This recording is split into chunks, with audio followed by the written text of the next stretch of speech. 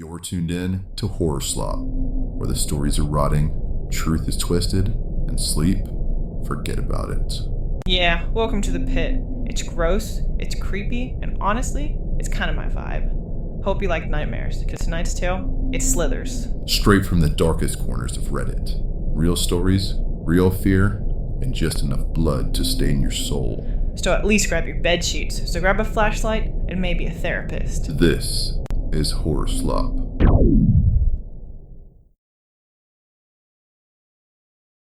Every night starts somewhere, and this is where yours begins. First story, first chill.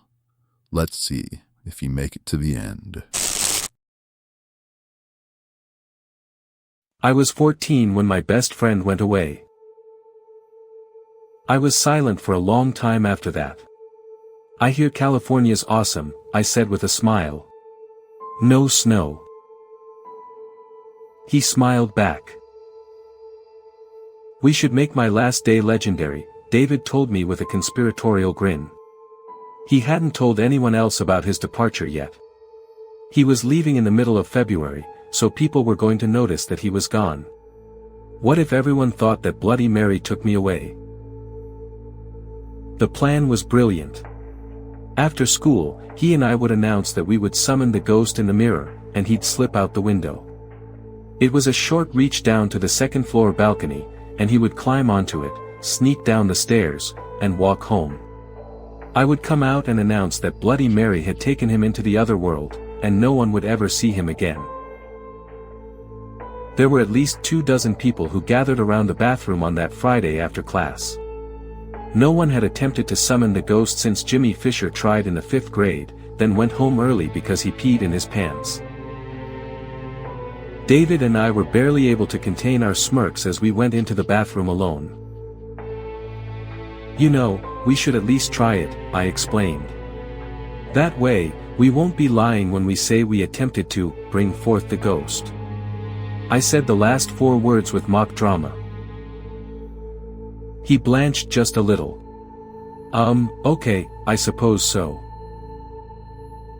I boldly stood in front of the mirror. He tentatively stood next to me. Bloody Mary, Bloody Mary, Bloody Mary, I killed your son. His voice echoed mine, albeit haltingly. We stared into our reflections. We blinked. So did they. Nothing happened. I'd better get out of here, David offered. It's time. A hitch of sadness rose in my throat. Yeah, was all I could say.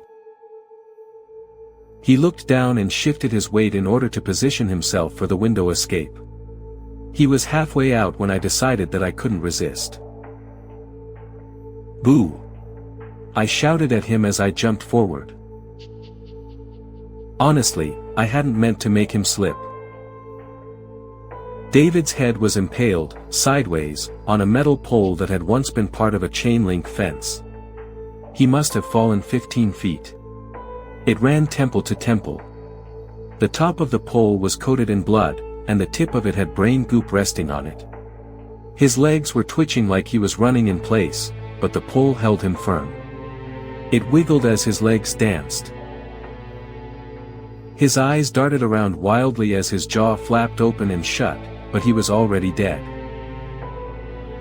At least, that's what I told everyone. I said that David got spooked at what he saw after the incantation, and jumped out the window. And I see David's killer every time I look in the mirror.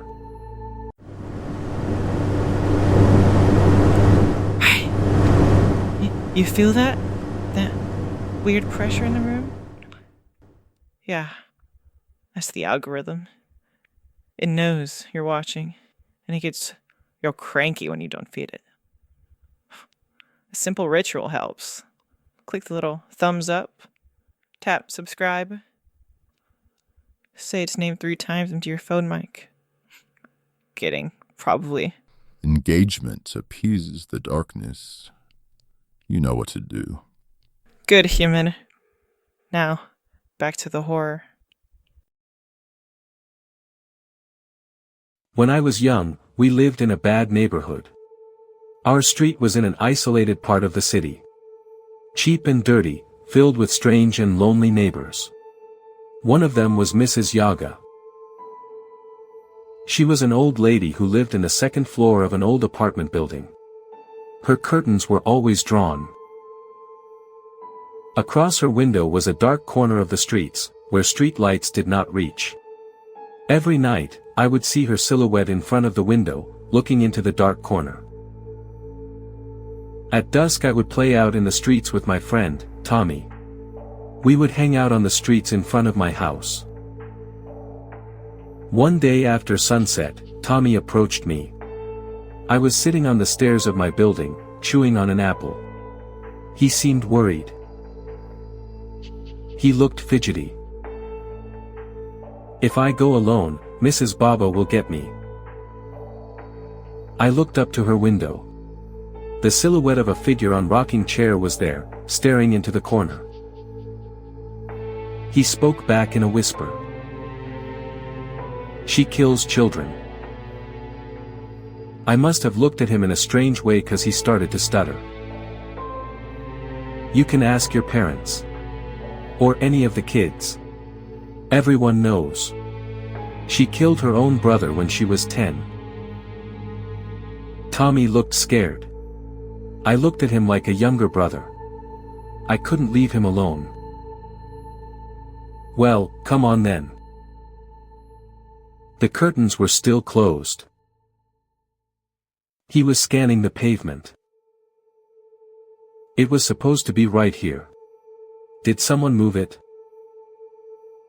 It's over there in the shadow. Where, did you hear that? Tommy reached for me. As I watched, her mouth opened in an almost inhuman stretch and let loose a shriek. It was the most horrible screaming I ever heard. She banged on the window, the glass almost cracking. I grabbed Tommy's hand. He tried to tug me back, but I pulled him along. That night, I stayed up late. I thought about the way she banged on glass. Like she was trying to get out.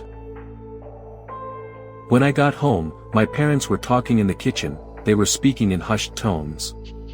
I heard her name. I had to know the truth. I told them about the stories I heard about her. I asked if any of it was true. I learned the real story that night. Ever so often children disappeared in that dark corner. The only witness was the old woman. Every time, the old woman repeated the same story. When she was young, her brother used to play on the streets. He made friends with a young boy. The boy's name was Tommy. She said it was Tommy. The young boy led her brother into the dark corner of the street. Every night, just after sunset, I see him outside my window. He's waiting for me to come down and play. Still with us? Good. That last one was just the warm-up. Let's go deeper. I killed my best friend when I was 11, and I've regretted it every Halloween since, by Janie Bigood. And it was every evening and weekend. It got to a point where my worrywart of a mom even stopped calling Mel's house to remind to be home before the streetlights came on, which wasn't hard as Mel had helped me plan out the most efficient path to and from her house. I biked to Mel's house a few blocks over in the morning, left my bike there, and then walked with Mel to school. She didn't have a bike and hated sitting on the handlebars, so it looked a little longer than just riding over, but that was compromise I'd readily made. In the evenings, I'd just keep an eye on the sunset. Eventually I had the timing nailed down, so a couple of times I waltzed through my front door just as the streetlights started glowing. The Monday before Halloween, Mel was waiting at the end of her driveway for me.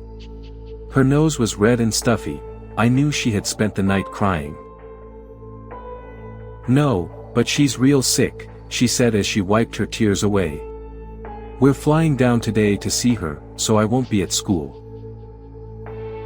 "I guess so. I'm sorry," she said. When I didn't respond, she said, "Can you get the assignments from Mrs. Key for me?" "Sure," I said, dejected, and left her without even saying goodbye.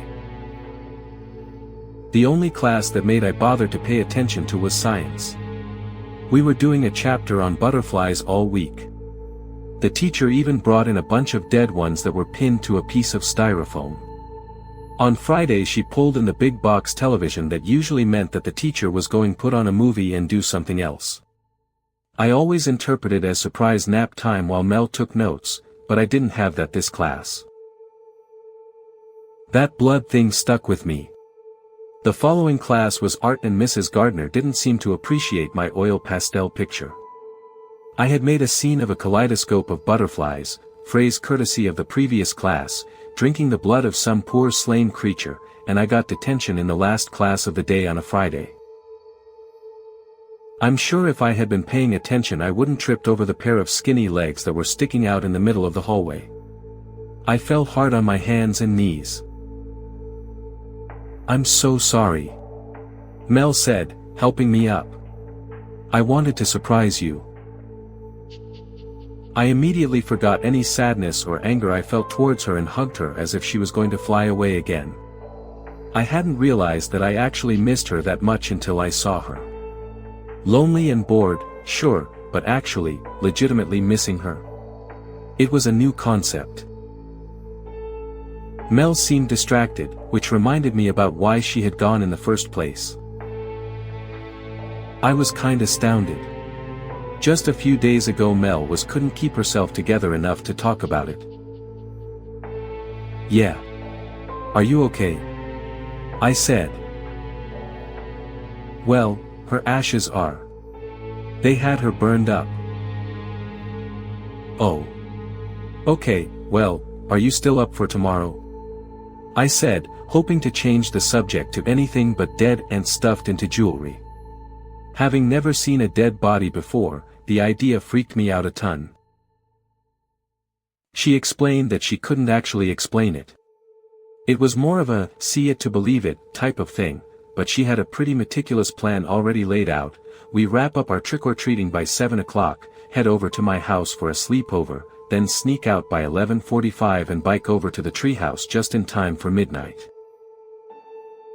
That Halloween day was almost perfect. The weather was a decent 76 degrees and every plan we had made seemed to fall right into place. My mom took a picture of us in our costumes. Mel looked like a lady we had seen selling tarot readings in New Orleans when our families vacationed there a few summers ago, and I was the bride of Frankenstein. I remember being so proud that I got hair to stand up that tall. In the end only a few people got to see our costumes because it looked like everyone had decided to go to the rich neighborhoods for trick-or-treating. Initially we were a little disappointed when we saw the desolate streets, but neighbors were a little more generous with the candy since everyone was on the Atkins diet. No one wanted all that sugar in their house. Then I saw the Ouija board in the middle of the room surrounded by the little gifts her aunt had given her. My stomach dropped. I knew that Ouija boards were just a silly game and ghosts weren't real. I'd stopped getting scared of the monster under my bed years ago, but seeing everything Mel had set up and her overall anticipation about what she was planning made me very, very nervous. "What are you doing?" Mel said. "This prank isn't very nice, Mel," I said, untying the ribbons from my wrists. The planchette on the Ouija board moved. Mel spoke as it pointed to each letter. "H-E-L-L-O," she said. The voice that came from her mouth did not belong to her. It sounded like gravel, like deep, deep darkness. "I'm Phythian," the voice cooed. "Pleases, won't you sit with me?" Then it stopped. The thing wearing Mel's body laughed at me as it twitched and spasmed. "Where is she?" was the only thing I could think to say. I understood that this wasn't a prank anymore. It opened its mouth and a scream, the scream of a terrified 11-year-old girl, escaped. The planchette shot around the board spelling out HELPME over and over and over again. I ran to the trapdoor and pulled it open only to have it wrenched out of my grasp by some unseen force. It was pulled too hard and so suddenly that I didn't have time to let go, and I fell face first a windowsill, the corner cutting my forehead open. You provided me with a body and the gift of a soul, its breath was heavy. I want to thank you, properly. The trapdoor flew open. The resounding bang made me jump, but I turned on my heel and started towards it. I'll hurt her. Or I'll eat her, the innocent ones are always so tender. I could even ruin her soul. Make it dark, make it spiteful and gutless. Like you. It should have been you, you know. That phrase, should have been you, struck me and I stopped. It was right. I should be the one whose soul was lost, not Mel's. I turned and saw her, no pale sunken skin or black eyes, on her hands and knees. She looked so sad and helpless. I'd never seen her like that before. It broke my heart. Please, I can't go back. It should have been you, she held her hand out to me. Come into the circle. Save me. The planchette moved to the word, goodbye. It was so predictable. It moved toward me fast, but when it fully placed itself inside the circle, I pushed the salt back with my foot and closed it again. It was trapped. Mel was trapped, too. I grabbed the pieces of fabric Mel had used to decorate the place and set them on fire using the candles. The wood caught quickly and I threw everything into it to fuel the fire. As I ran through Mel's backyard and to my bike, I could hear the creatures roar, and just under it, the sound of a little girl screaming. Later that evening, I rode to Mel's house after the news vans and police had left. I ignored the caution tape and stood under the remains of the treehouse. Mel's body had been moved, but no one bothered to clean up the puddle of blood that remained. There were butterflies in it, taking what was left of Mel's life for themselves. I still couldn't help but think, it should have been me. As of this year, that was 20 years ago, and for 20 Halloweens Mel has visited me heralded by a kaleidoscope of butterflies. The first year I thought I had been losing my mind and asked my parents to take me to a doctor. When the vision was gone the following day, they said it had only been a grief-fueled hallucination. The second year was the same, and then the third. By the fourth year I had learned to just shut myself in my room all Halloween night and wait until it stopped. On the seventh year, Mel's mom killed both of the twins, one drowned and one strangled. Then she walked to the burned ruins of the treehouse and took a cocktail of rat poison, vodka, and a handful of pills.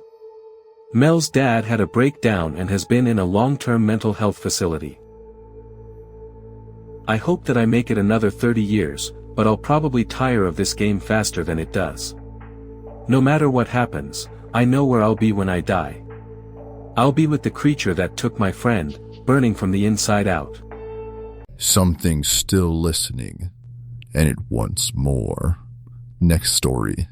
Just don't say its name.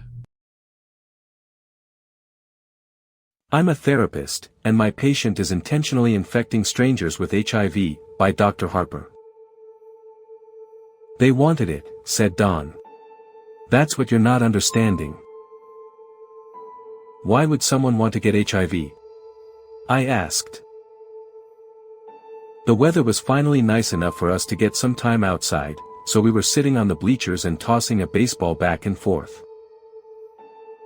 Dr. Harper, you ever tried meth?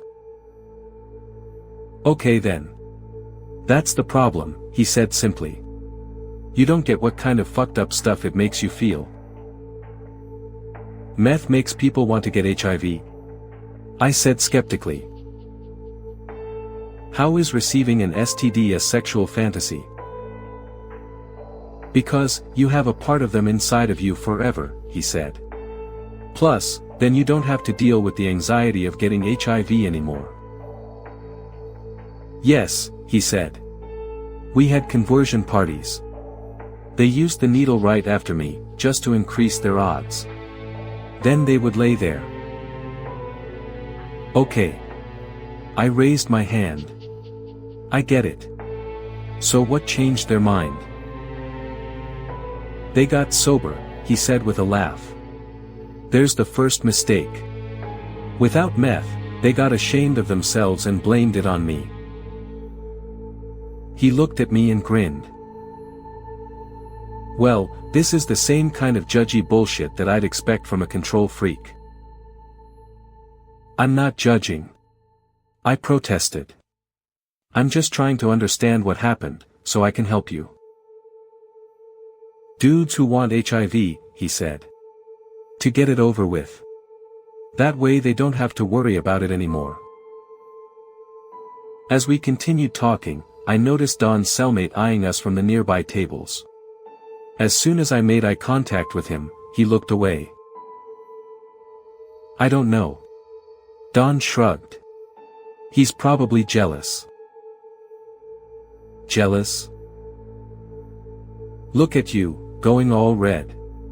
Don laughed. Jesus, it's like you've never done it with another dude before. My heart raced as I tried to come up with a way to change the topic. We need to. Holy shit. He leaned forward. You're a virgin. Don. He reached into his pocket and pulled out a syringe. No. I whispered, looking around anxiously. Put that away. Relax, Harper. He held out the syringe to me, and I quickly saw it was red with his blood. No. I shook my head, sliding a few inches away from him. Absolutely not. Suit yourself. He shrugged. Purity princess. I don't know, I said. That's why I'm here. To learn more about you and your life. Yeah, he said. The tragic gay boy cliché. Did that rejection hurt? I asked. From the people who are supposed to love you unconditionally? I don't know, he said. I didn't have time to think much about it. Had to find housing, money, all that. What are you? I squirmed to get away, but he was much stronger than me. I let out a muffled scream and desperately scanned the prison yard around us. Don's cellmate was the only one paying us any attention. I stared at him, eyes pleading, but he turned away. You want this? Don whispered into my ear. You want this? And seconds later, that's when I felt it. The sting of a needle in my arm. / patient file, The Bumblebee, Part 1 of 3, view other patient files. That last one tasted like fear and poor decisions. Let's see what the next bite serves. Hope you're hungry. Looking for a ride? I asked. I laughed at the perceived joke, but my laughter died when I saw the grave expression her face. Her face eased into a wry smile. I smiled at her and hit the gas. Silence settled over us as we drove, and the rain came down heavier and heavier. Even with the wipers on full speed, it was impossible to see through the endless gray curtain of water. Hey, not to sound like a pervert, but shouldn't you get out of those wet clothes? I have some spare dry ones in the back, and I won't watch you change, I promise. Oh my God, I said. Are you okay? I asked. Do you need medical attention? Ambulances don't come out here, she said. Same for police. It's too remote. Right, I said. This woman was starting to make me uncomfortable, and our conversation once again faded into silence. It was a few minutes before she spoke again, right as the car was about to crest a large hill. Stop the car, she said. Stop the car. God damn it. I yelled. What the hell is wrong with, what the hell? I resigned myself to waiting, flipped on the radio and took a nap. I awoke to a knock on my window. I opened my eyes to see a policeman, motioning for me to roll down the window. I obliged. Excuse me. But I didn't lose control, I said. This woman I picked up a hitchhiker, she jerked the wheel and sent me into the mud. A peculiar expression stole over his face. Remember what she looked like? And what? A bruise around her neck. It was a bad one. Looks like you ran into Maggie. She's the local legend round here. Legend? But she didn't go to hell. According to the legend, she stayed on Earth to atone by saving wayward travelers from the same fate her daughter had suffered. I supposed I might have bumped my head in the crash, that Maggie might have been nothing more than a hallucination, except for one thing. When I went back to my truck, the shirt and jacket she had been wearing were sitting there still, soaking wet, on my passenger seat. I still have them. 10. Sleeping yet? Didn't think so. Next story's up. And yeah, it's worse. You're welcome. I put my phone in my pocket and got ready for work. After I ate my breakfast, I kissed my wife and son goodbye and walked to the subway station. The ride to work usually takes around 40 minutes, so I turned my phone on and clicked on the app. The first thing that threw me off was the fact that there wasn't a loading screen or anything. It just automatically jumped to a character floating in the middle of the screen. The next weird thing was the character looked just like me in every single way. Even the face was exactly like mine down to the 2 pimples I found on my forehead this morning. Feeling a bit curious, I tapped on the screen and he started to walk towards the right. The screen turned black for a second, and when it bounced to the next screen I almost dropped my phone. He was sitting in a subway while playing on his cell phone. After a couple of seconds the subway and the phone stops, and a couple of people got off and on the subway. Right as a lady in a yellow coat starts to get on the subway, my character starts to flash and the scene freezes. I tap on the character and he gets up and bolts out of the subway. I try to tap outside of the subway, but the screen keeps showing the subway. The lady that boarded the subway started to pace around the subway, but no one really gave her notice. After she walked around 3 times she started to shake and took out 2 guns from her purse. The subway is filled with blood and people running around as she empties out both magazines. Once she ran out of bullets, she took a knife out of purse and stabbed herself in the chest. I turned the app again, and saw that my character was floating in the middle of the screen. I kept tapping at him, but the screen would not change. I clicked the home button to my phone and tried deleting the app, but my phone did not give an option to delete the app. Frustrated and scared shitless, I just shoved my phone back into my pocket and tried to forget about what happened this morning. I didn't check the app again until around 2 p.m. I felt my phone vibrating, so I checked it and saw a notification from Life is Beta. It said, "New experience," next to the logo. I didn't want to, but I clicked on the box in case it was trying to warn me again. On his screen was a lady holding up a man by his hair. I could see what my manager was typing out. "Use your fingers to dig his eyeballs out." The woman held up 3 fingers on her other hand and my manager went back to typing. $300 for that? You're fucking nuts, $200 and we have a deal. She nodded her head and using her index finger and thumb started to dig out the man's left eyeball. I ran to the restroom after I dialed 911 and explained to the dispatcher about what my manager was doing on his laptop. I requested that I stay anonymous and hung up the phone. 15 minutes later my manager was taken out of his office by 2 police officers.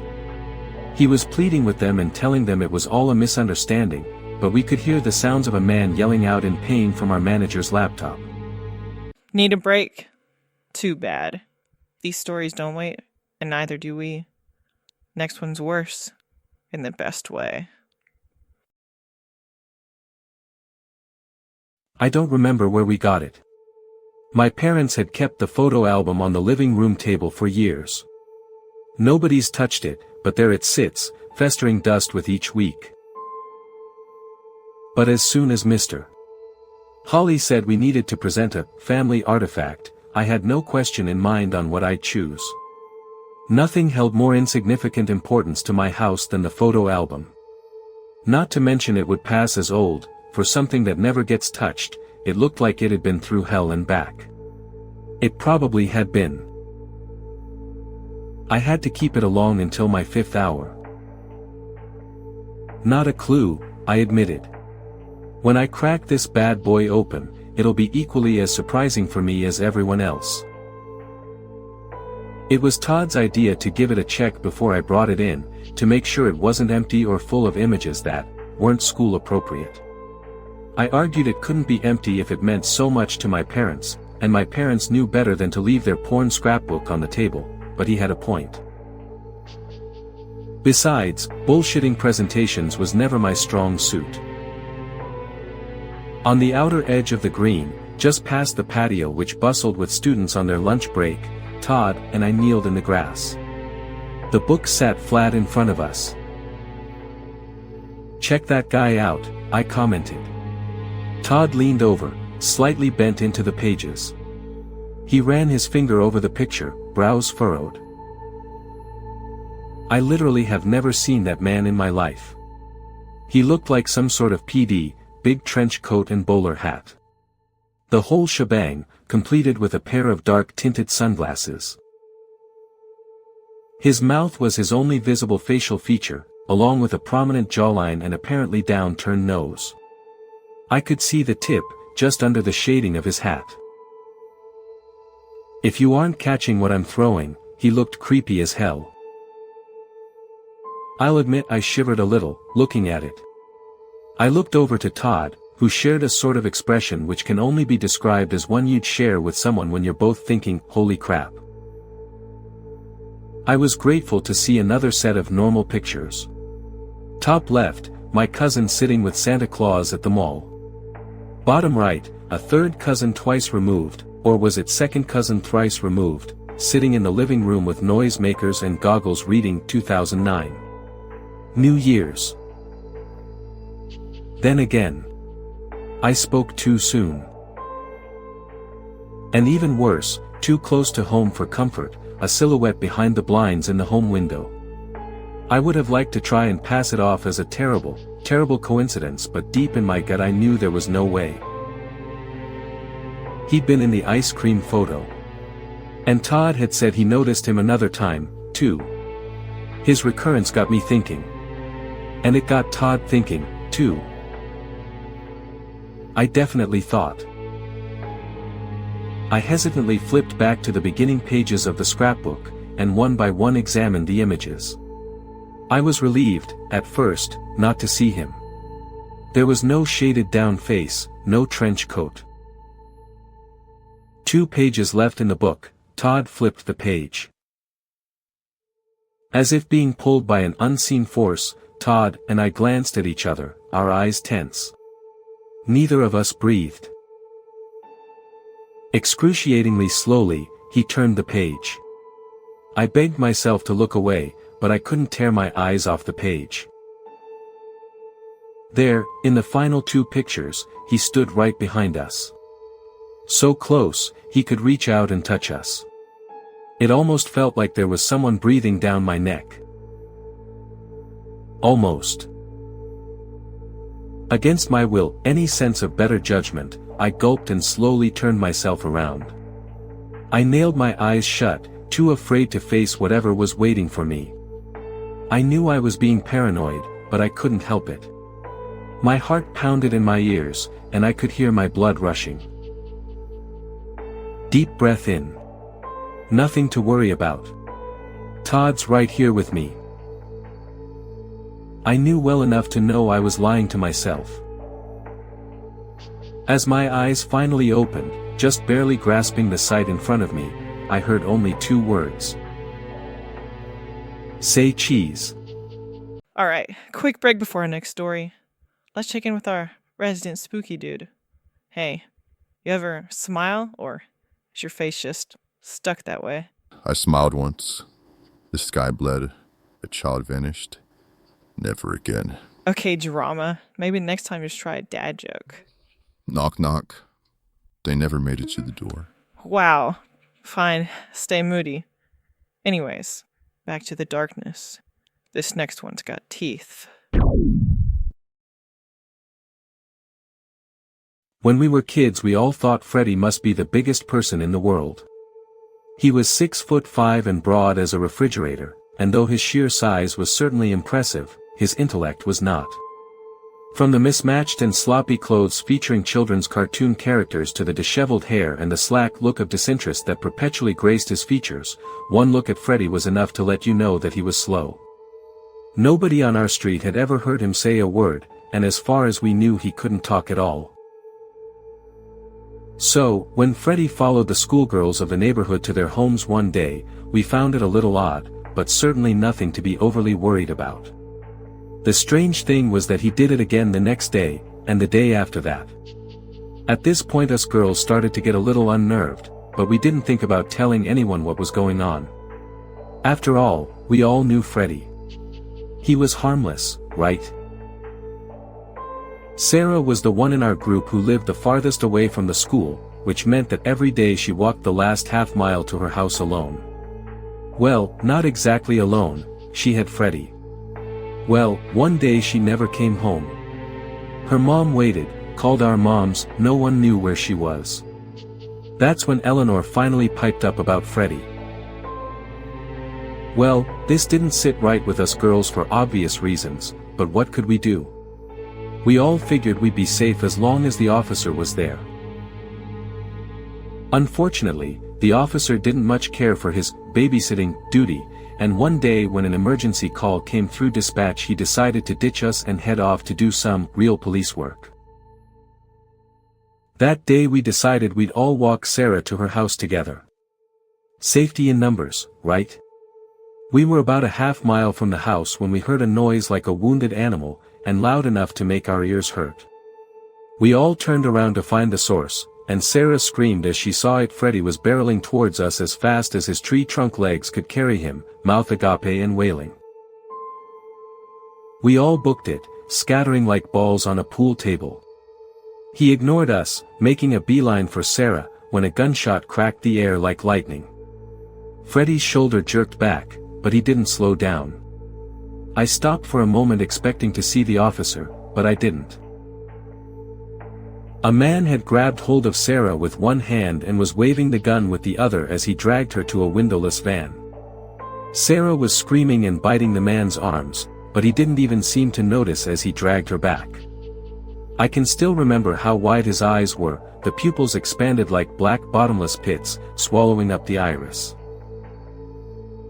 Freddy's shoulder wound had soaked through his shirt as he raced towards the two of them. The man raised the pistol again and the air was broken by a loud crack, the crack of Freddy's fist slamming into the man's jaw. Sarah wrenched herself out of his limp fingers and just stood there staring wide-eyed at Freddy, but Freddy didn't say anything. He just patted her on the head like you would a puppy and then sat down on the ground and stared into space as the blood from his shoulder slowly soaked his shirt. The police investigation revealed that the man had spotted Sarah one day as she walked home from school and begun following her. Inside the van they found rope, duct tape, knives, and about a dozen journals filled with psychotic ramblings about Sarah, along with a large supply of PCP. If that wasn't enough to shake us girls up, the police matched his DNA to 3 open rape/murder cases of teenage girls in the state. Still here? Aw, look at you. Brave little meatbag. Too late to back out now. Next story's already watching. Now, that's all fun and whatnot. But did you know that there's something else you can do on Wikipedia? A ritual of sorts. This is what you'll need. A device with internet access. Preferably something mobile, like a laptop or smartphone. Make sure that none of your personal information is stored on this device. If it's a smartphone, take out the SIM card, delete all your contacts, social media apps, photos, etc. This is not an optional step. Here's what you'll need to do. Sit down at a library, coffee shop, university campus, or any place with public Wi-Fi. Start off by visiting an extremely popular wiki page. For example, Michael Jordan, World War II, Elon Musk, Google, etc. Now, here's where you gotta exert a bit of brain power. You're gonna have to traverse from this popular page to an obscure page that has hardly been seen at all in comparison. But don't go searching up something like, creepiest Wikipedia pages, or most bizarre Wikipedia pages, and try to get there. If those pages are on a list, then they've probably received a lot of traffic. You've done it. The ritual has officially begun.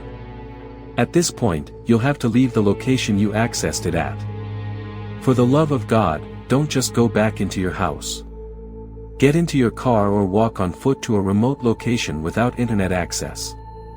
You can't just be disconnected from a network. There should be no networks available to scan for at all. Make yourself comfortable and open that information limit page again. Hit refresh. Another page should load up, despite the lack of connection. It'll be a login screen, with a single prompt. Now, I'm not quite sure what kind of site this is, or where it even originates from. A lot of people just call it the Forbidden Wiki, myself included. You need to keep in mind that the articles and topics you might stumble across on this site do not exist in our world. They are not something we need to be worried about. Don't stay up at night thinking about what you'll see. As far as we need to be concerned, they're not real. Or in the worst case, bugs that need to be made an example out of first. However, there is a way to legitimately bypass their detection, enabling you to look at the articles for a longer duration of time. But these involve complicated strategies that require extensive knowledge in both programming and arcane occult rituals. And even then, the risk is still astronomically high. Again, not recommended. You might be wondering why you can't just take pictures and look over them afterwards for however long you want. Well, I suppose you could. But it makes no difference. They'll still know you're looking and react accordingly. So why bother bringing any kind of weapon, you might ask? Well, it's not to fight back against them. Like I said, that's a fruitless effort. Nah, these weapons are for the lurkers. Sometimes, if you're unlucky, around 15% of the time, like I said, your mere digital presence on the Forbidden Wiki will alert them to your location, and it's something that can't be helped. But even though the lurkers aren't in any way affiliated with them, they do have comparable goals. They don't want you looking at that information either. But unlike them, the lurkers don't want you to have any kind of awareness of the subjects at all. I'm not quite sure what the deal is with the lurkers either. One theory is that they're simply interdimensional agents / mercenaries hired by a third party who wants to protect their information from outsider eyes. But then who is this third party? And why are they trying to protect the info? This is why I don't bother with the theorizing. There's simply too much that we can't know. Well, now that that's all out of the way, let me tell about some of the pages I've come across on the Forbidden Wiki.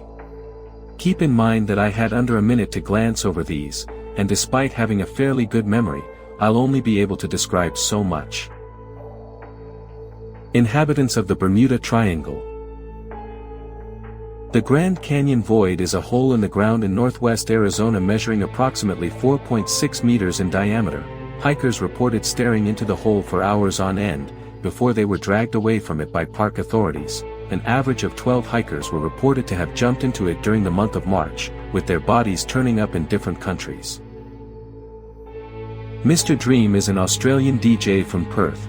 His self-proclaimed style is known as infernal trance. People at his live shows have been reported to experience moments of incredible euphoria, before disemboweling each other in the crowd. The manhunt is ongoing, with his latest show reported to have occurred in June 2019, at an underground venue in Paris. Channel 51 News. Channel 51 News is a controversial news station that broadcasts on Channel 51 between 3-4 a.m. The reports presented on the program have been considered nonsensical and disturbing to the viewers watching. Sometimes the hosts have reported incidents that have not occurred up until that point, only for these incidents to transpire 1 week after, as was the case with the Tokyo massacre. The location the channel broadcasts out of remains impossible to pinpoint. As hard as it may be to believe, these are some examples of the more normal pages on the wiki. Some of the other ones I've seen are downright fucked. The Man Inside Your Head. The man inside your head is an arcane entity that exists within your subconscious.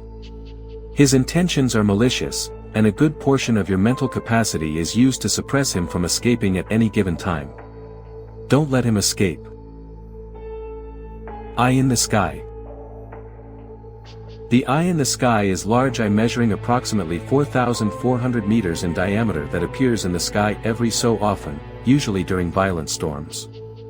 When it appears, it is advised not to look at it under any circumstances. The only exception to this rule is for those who have been forsaken and absolutely need to. You'll know if you need to. The corner in your basement is that one dark spot in your basement tucked away in that far corner. No matter how much light you shine on it, it'll never illuminate, and you'll never know what's lurking within it. You better figure out what it is soon. The Snowstorm Angel. These kinds of articles were always shorter in length. In fact, what I described above pretty much represented the entirety of the text. These articles all included pictures as well. I regret ever looking at any of them. But then there's the people who don't fit that bill. The thrill seekers, so to speak. These are the ones who'll look for it no matter what. Eventually they'll find another set of instructions written by somebody else. But one that might not include a proper warning. One that doesn't tell the whole story. I thought I was safe just browsing around. I followed all the rules. I hired hitmen off the dark web to accompany me in case the lurkers showed up. I always made sure to not overstay my welcome on any of the pages, in order to keep myself hidden from them. I stumbled upon a particular page the last time I paid a visit to the site. This was the page that ruined everything. The title was simply a phone number. A phone number that contained my area code. Here was the description. I remember this one verbatim. But I did get a call. A call from a number I really hoped I wouldn't see again. I let it ring through without picking up. One last chance. Whew, that one gave me chills. But hey, we're just getting started. The next one's sharper. You'll see.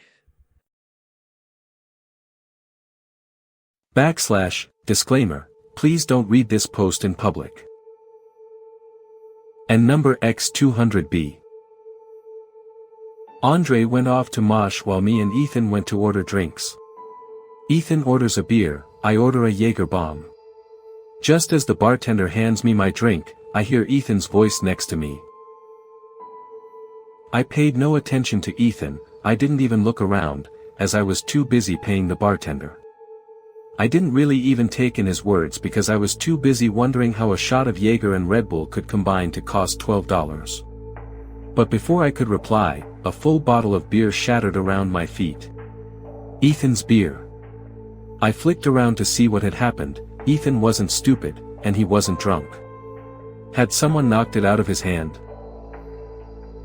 She replied, I swear I just saw someone run into your mate. Confused, I looked up at the bartender. She was gone as well. Where had she gone? There was another customer behind me in the line, and she was the only one behind the till, so she wouldn't just leave her post like that.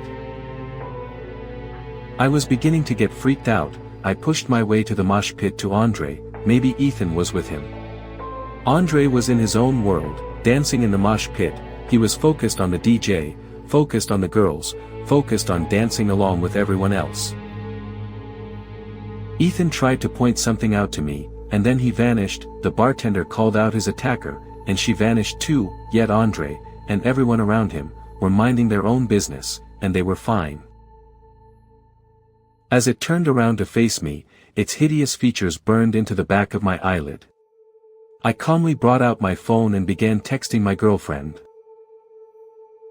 "I'm coming home. Do not text me, keep the doors locked until I arrive. I'll explain everything when I get there." And number X200B. I turned around as calmly as I could and walked away. I walked up the stairs and turned up the road. I heard a side door open. I did not react. I prayed to whoever was listening that the creature was well hidden again, that Andre would not see it tailing me. I almost broke down. I wanted to scream at him to leave, but I just couldn't. So I continued walking. Then he said it. I walked to the halls. I wanted to cry, but this thing was still sussing me out. I wanted to break down in tears, but I knew what would happen if I registered this thing's existence. I started to wonder if leading this thing home was even the smart thing to do, but I didn't care anymore. I just wanted to curl up in bed, and stay under the covers until whatever this thing was decided I was deaf or blind or stupid enough to leave alone. I unlocked the gate, it clambered over the wall, I got in the elevator, IT got in with me. The whole ride it was towering over me, staring at me, wondering how I hadn't noticed it yet. I walked to my apartment and knocked on the door. My girlfriend called out to me. The second she yelled out, the creature vanished, sprinting away at an unnatural speed down the hallway and ducking behind what I think was a bin. I don't know, I wasn't looking. I called out to my girlfriend, who impishly opened the door, clearly terrified by my text. The thing was very well hidden, yet the hallway had very little cover. Whatever this thing was, it could conceal itself very well, not that it mattered, because as my girlfriend opened the door, I saw it. The creature's face pressed up against the window behind her, watching me. But it was different, the features were slightly screwed, slightly changed. The daunting realization hit me that no doors had opened in the hallway, and we were 6 stories up. This was not the same creature. As my girlfriend turned around, the face at the window ducked out of sight. She turned back to me, it rose back up. I quietly explained to her what had happened, starting by explaining that she couldn't react to what I said no matter what. Then explaining the creature's details, what it looked like. Maybe it was stupid, but I had never been more stressed and confused in my life, and I just wanted someone to talk to. A child's drawing. Her childhood drawing. A young girl, surrounded by at least half a dozen tall inhuman figures. I didn't get a good look. 1 second she was there in the hallway, the next I couldn't even recognize her corpse. A third creature stood in her place, her lifeless body broken and bloodied on the carpet. Her arms and legs were mangled and twisted like broken twigs, her face, unidentifiable. If you were hoping to get a proper description of these things, I'm sorry. Now you know why that isn't going to happen. I would rather die than allow someone to recreate that drawing. God forbid someone ever posts a sketch of this thing on the internet. And number X200B. The creature stood and waited. And waited. And waited. I don't know what kind of primal willpower I had in that moment, what kind of drive or mental strength I had during the worst minutes of my life. But after I did, the creatures left. In the blink of an eye, the body had been removed, and the blood was cleaned up. I needed to make this post. I need to let people know, they no longer hide from me. Sleeping yet? Didn't think so. Next story's up. And yeah, it's worse. You're welcome. After a long search, and a couple of coughing fits from the dust clouds, I found a box marked, Home Videos. I sat through half an hour of footage, watching myself grow up, and though I had no recollection of these events, it felt nice to see that I once lived a carefree life of joy and exploration. Everything felt amazing, and before I knew it, Christmas of 1989 had rolled around, one of my very first happy memories. 4 years old and wearing an oversized Santa hat, I sat on our carpeted floor and fiddled with a colorfully wrapped Christmas gift. Cheerful music played in the background, and a dog ran around, excited about the torn wrapping paper littering the floor.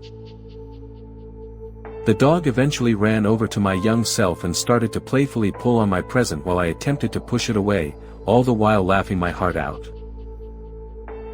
Don't get me wrong, I love dogs.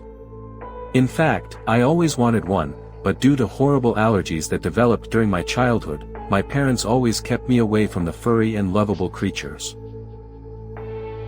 As the tape neared its end, the date read October 7, 2006. I was filming myself out with some colleagues from my part-time job. We were just having a few drinks after work, and though it wasn't a particularly exciting evening, I remember feeling so happy, absolutely certain of my place in the world. Everyone was laughing and we seemed to have a genuinely great time. After the fire had burned away most of my skin, killing each of the nerve endings, I stopped screaming, though I never stopped moving. Not until my muscles had stopped functioning did I finally go quiet. I'm not sure how long the scene lasted, nor do I care to go back and check. I sat frozen in fear as I listened to each second of my pleading screams until the moment I fell silent and finally died. That was just the end of the first tape. I sat speechless, trying to figure out if I had fallen victim to some sick prank, or if the footage showed an alternate version of myself that never made it out of college. I dug out another tape and read the title. With extreme trepidation, I removed the first tape, and inserted the second into the player.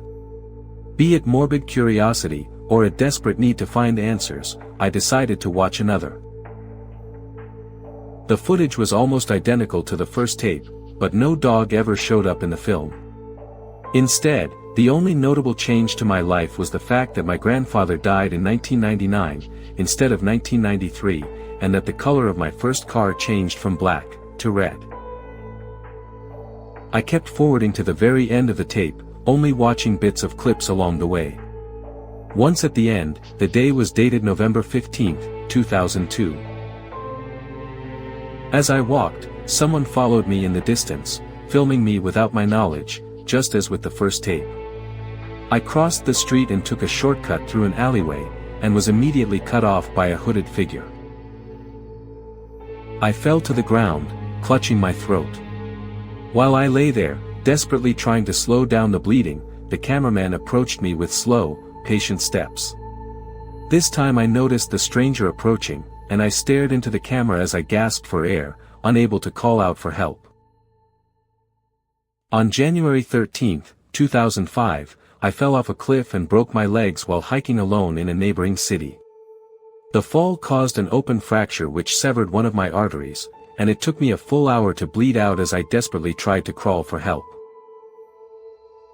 Following the conversation with my parents, my first instinct was to throw the tapes in a fiery pit and forget they ever existed, but saner thoughts prevailed. I had to talk to the police, to figure out who had made them and, more importantly, how. Highlights 1985 to 2020. After what felt like an eternity of contemplation, I decided to see what the tape had to offer, a glimpse into my near future, for better or for worse. If it revealed any details, maybe I would get the chance to escape whatever fate had in store for me. Once the tape got to December 2019, I took a deep breath and paused the video for a moment. Maybe I should have let the police deal with it. If fate is predetermined, then how could I even prevent it? But I had to know what would happen to me. The urge was irresistible. The date read December 17, 2019, and the picture revealed a cold, gray hospital room. I was there, holding my unconscious mother's hand as she took her last breath and fell eerily silent, as if her presence had left the world. The doctor in the room assured me she didn't feel any pain, that she was at peace, but the actual cause of her death never came up. It went on like that for a couple of minutes, me muttering some incomprehensible, panicked sentences, and the camera remaining focused on my hands. Suddenly, I lifted my head towards the cameraman with pleading eyes. The cameraman remained silent, but the look on my face said enough. I was horrified, and it was clear that whoever filmed me was also coercing me to do something against my will. Then I directed my attention to the knife, and without hesitating any further, I plunged it into my wrist, dragging it up along my arm towards my elbow as I winced in agony. I sat motionless on the bed as viscous blood poured from the cut. The camera keeping its focus on me as the life slowly drained from my body. Following the last tape, I headed straight to the police station and handed over the tapes. They were hesitant at first, but quickly came around as they saw the footage. After getting home, I sat myself down by the phone and waited for the police to call me with any updates, though I knew if anything came up, it would take days, if not weeks. It's possible that it's another reality, and that I'll be fine. Maybe it's just a sick prank and not someone that can literally see into the future. Those are all just hopeless thoughts, because about an hour ago, I received a phone call from my dad. He told me that my mom collapsed in the bathroom, and that they're taking her to the hospital. Whew, telling gave me chills. But hey, we're just getting started. The next one's sharper. You'll see.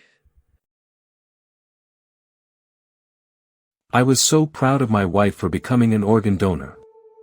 1 year after her death she asked to be reassembled, by Batuto. After she filed the paperwork I didn't give it further thought. I assumed she'd outlive me and that I'd never have to contemplate the subject again. I barreled through all the stages of grief. I felt extreme degrees of emotion that I didn't realize existed. I went through therapy and did my best to reassemble a life built for two. Months went by, I persevered, I grieved, and I healed. And number X200B. We hugged, said goodbye, and I drove home. I opened my front door to my pitch-black apartment and turned the overhead light on. In front of me were 6 people, 3 men, 2 women, and a young girl. They all sat on kitchen chairs arranged in a straight line. They all stared at me smiling. "Hello," I said, "what are you people doing here?" "I'm calling the police if you don't leave right now," I shouted, fumbling with my phone. "What's the matter?" the 6 said all together. "Don't recognize me?" The synchronization of their voices was flawless. Even their mannerisms, the tilt of their heads, the raised eyebrows, the pouting lips, all perfectly lined up. "Listen, whoever you are, this is not a good night for bullshit. Get out. It's me, Honey Bear, your wife." I collapsed heavy onto my knees. I was already an emotionally fragile wreck, this was too much to bear. "Do you remember when I signed up to be an organ donor? You weren't comfortable with the idea, but you still supported me." One by one, they all stood up, uttered a single word and sat back down. Pancreas. Lung. My brain couldn't process this much lunacy at once.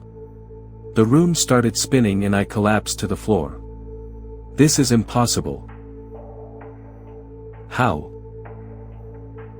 I need you to buy everything on this list. What is all this for? I asked. And number X200B. Even though her speech was interpreted through a disturbing chorus of voices, it was still my wife. I arrived at Home Depot and sprinted inside. I grabbed one of their oversized shopping carts and went to work. I found everything on the list, put it all in the back of my truck and raced home. And number X200B. I turned on the light and I saw them standing in the backyard with the supplies I just purchased. One of the men laid horizontal on the ground. He set his legs straight and placed his arms at his sides. The little girl then tied his legs and feet together with the chains, clasping it shut. Then, the third man sat on the ground in front of their heads and positioned his arms and legs so that he was spread eagle. He shuffled forward towards the other men, and they reached up, gripping his legs. The little girl then proceeded to use the long needle and twine to sew the men together. I winced as I watched the sharp metal pierce into the meat of the men's flesh. They didn't even flinch. The two women then approached the man's torso, and, feet first, they placed themselves in line with the man's arms. The little girl then repeated the process. She chained their legs together and sewed them securely onto the torso man's arms. The women lifted their arms over their heads. The little girl dabbed the glue to their wrists and held them together to form a single, grasping, 10-fingered hand. The little girl surrounded the entire gestalt creation with a thick covering of duct tape. Finally, she took the canvas sack, strung it around the neck of the torso man, and hopped inside. She propped herself up top, giving the monstrosity a comically undersized head. "Sweetie," all the mouths said at once, "would you mind grabbing the sledgehammers and tarp and meeting me at the truck?" "No, silly. That's why I asked you to grab a tarp." And number X200B. "We're here," I said and drew back the tarp. She lumbered over to the building's glass facade. She did not fit, so she smashed her way in. 15 minutes later she emerged from the shattered front entrance. She was covered in blood and bits of viscera. She no longer held the sledgehammers. Instead, she clutched a glass jar in one hand and a sheath of paper in the other. "Hey sweetie," my wife said. "Do you know what would mean a lot to me? If we went to our special place." It was not far. When we arrived we had the place to ourselves. I stopped the truck, tore back the tarp, and held my hand out to help my wife down. "Thank you sweetheart," she said, "for everything." I saw that she was still holding the handful of papers. "If it worked for me, maybe it will work for you," she said. Each of her faces looked really hopeful. I wasn't sure if I liked where this was going. "Don't I have to die first?" I asked. We sat together for hours holding hands. I sat in her massive lap and we watched the sunrise together. Still with us? Good. That last one was just the warm-up. Let's go deeper. So, at the age of 18, I started the medication. I haven't heard any voices since, just my own. I take antipsychotics daily and a depot injection every few weeks. I'm 34 now and I feel great. There's always been a part of me, however, that feels like I'm weaker because of it. Relying on medication makes me feel like I'm not normal. I want to be in control of myself. So, I've signed up for a trial, of sorts, that may help me achieve that. I heard back within the hour. They asked me about my history, the severity of my illness, the meds I was on. And that's about it. I was accepted. I was told that it's a trial for potential future resorts to open around the country, a new form of rehab. This made it free of charge. Whilst nervous, I'm excited to prove to myself that I'm the main reason my illness has subsided, not the medication.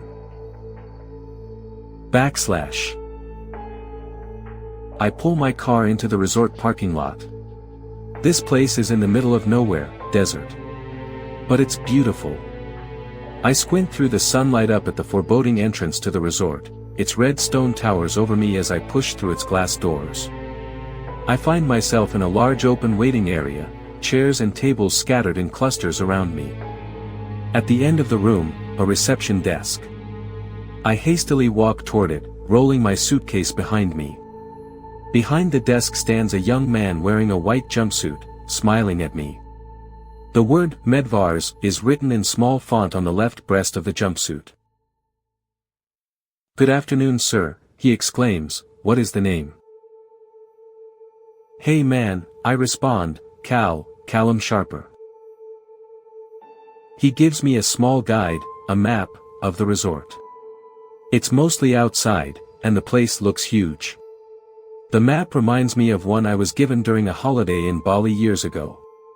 In fact, the resort seems to be set up very similarly, beach resort vibes, each of the buildings separated by pathways outside.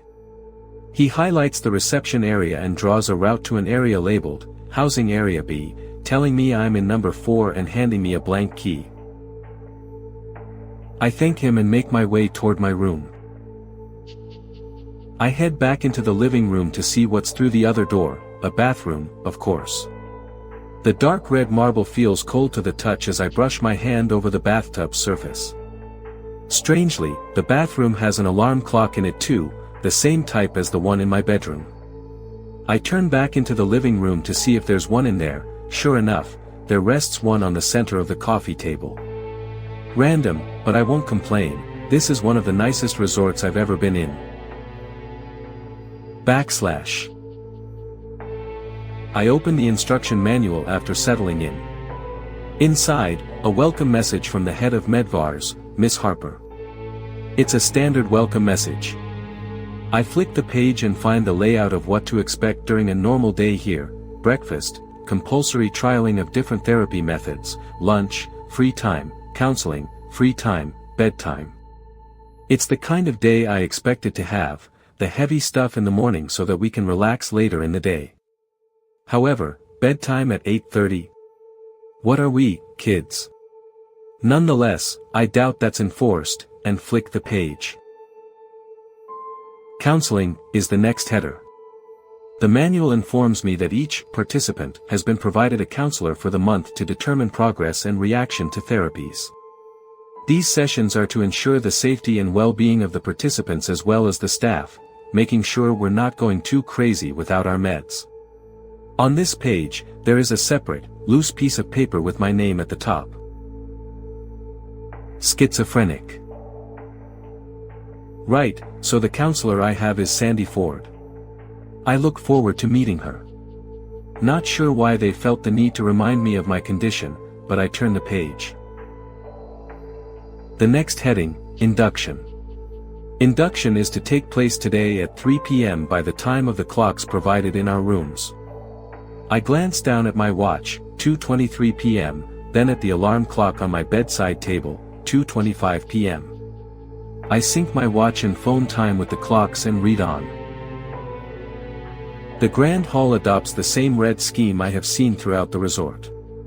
A tall ceiling overlooks the chairs that are set out and ordered in front of a large stage. There are uniformed employees along the hall walls, and about 25 to 30 of us now sitting in chairs. It's still kind of awkward, none of us know anyone yet. But I've introduced myself to one guy, L, who I'm now sat beside. He's a large man with scruffy facial hair to make up for the lack of hair on his head. He's wearing cargo shorts and a flowery Hawaiian top, suited for this place. He has a hint of an accent, European I think, although I'm not sure. The lights around the room suddenly dim. "Good afternoon, I am Mississippi Harper," she bellows across the hall. "I will be overseeing your stay here very closely. You have each been carefully selected to ensure the best results. We are studying people who host an array of illnesses, in order to determine what works for what. It is imperative," she says this with a snap, "that you all attend the sessions planned for you. They are for your own good. Please refer to the induction manuals in your rooms for further information. I will be living on site, I am sure you have seen my quarters. Please refrain from entering anyone's quarters, bar your own, and in turn we will refrain from entering yours. Follow the rules and be where you're supposed to be, and I'm sure you will leave here with more than you came. There will now be a sign-up session outside the hall, which will allow you to gain a brief understanding of the therapies we offer here before you choose which to partake in. Good day. As I walk by the guards, their gaze follows me. They smile, yet it doesn't feel warm. They don't even blink, their eyes never leaving me. I feel their gaze continue to burn into the back of my head as I walk away from them. I continue toward my room, passing more employees of the resort. They all smile at me as I pass, but none of them blink either. That's weird, isn't it? Wait, did the receptionist blink earlier? Did Mississippi Harper? I've only been off my meds for 1 day, I won't let paranoia get to me. I'm better than this. I'm in control of myself. Me. Need a break? Too bad. These stories don't wait, and neither do we. Next one's worse, in the best way. My fiancée, on the other hand, was. Rosalie self-identified as a foodie, ugh, and slept with a copy of Salt Fat Acid Heat on her nightstand. She was constantly scouring local markets for the freshest ingredients and newest combinations. She didn't mind ingredient lists a mile long or dishes that took time to make. Cooking was her zen, and the kitchen was her temple. That meant, of course, that we also had to make holy pilgrimages to the hottest restaurants. I didn't share my Rosalie's passion for food, but we shared just about everything else. Different as we were both willing to learn and grow, together. I've never had that with anyone else, and I wonder if I ever will again. You see, my fiancée Rosalie died a few months ago.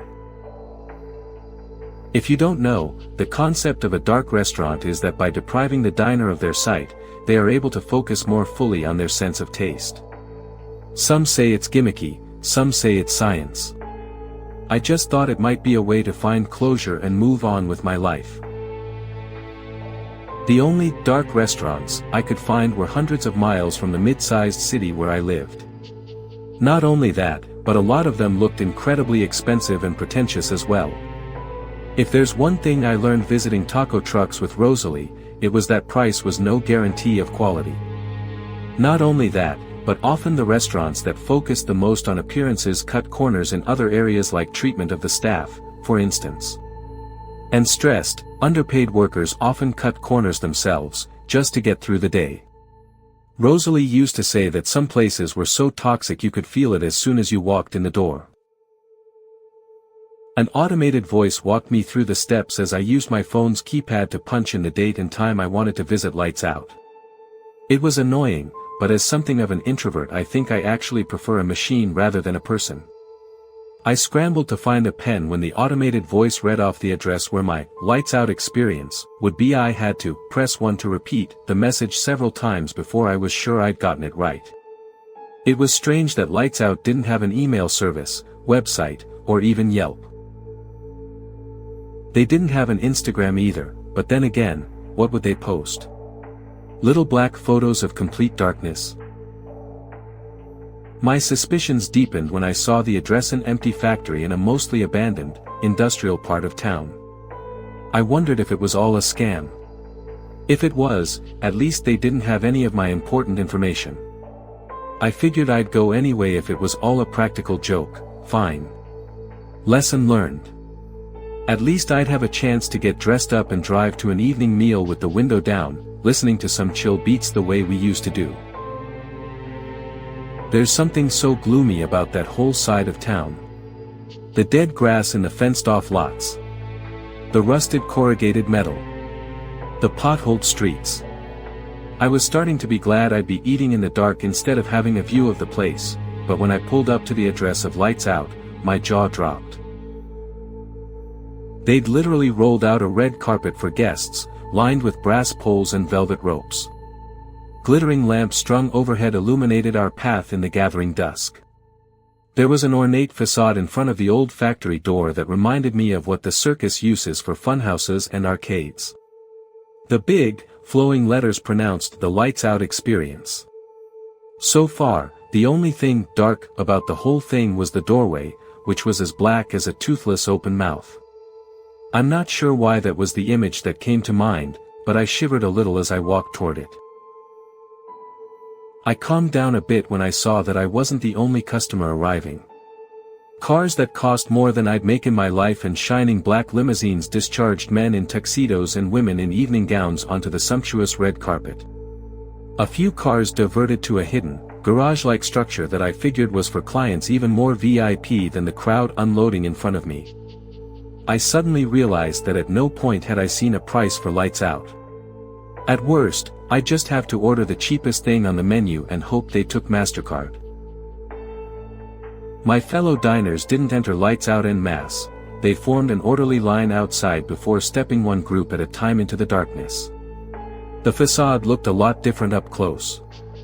What had looked like a quaint painting of happy Victorian banquetiers now seemed fantastic, even sinister. A ghostly woman catching her tears in a wineglass that shone with a silver glow. A man wearing skull face paint and a top hat feasting on a plateful of human eyes. Even more strangely, every figure that wasn't monstrous, was blindfolded. If anyone tried to cover my eyes with something, I decided, I'd be out of there, goodbyes be damned. In the end, my fear of social interaction overcame my fear of the unknown, and I stepped into lights out. I think I actually held my breath. I felt like a fool, but I did as I was told. I held in a gasp when the anonymous woman placed one end of a silk rope in my palm. It was true the absence of sight and sound heightened my other senses. I felt every fiber of the cord, and the unexpectedness of it all sent a delicious tingle running up my spine. Not to worry, sir. Here we are. I felt the sensual tug of the rope guide me into a plush chair.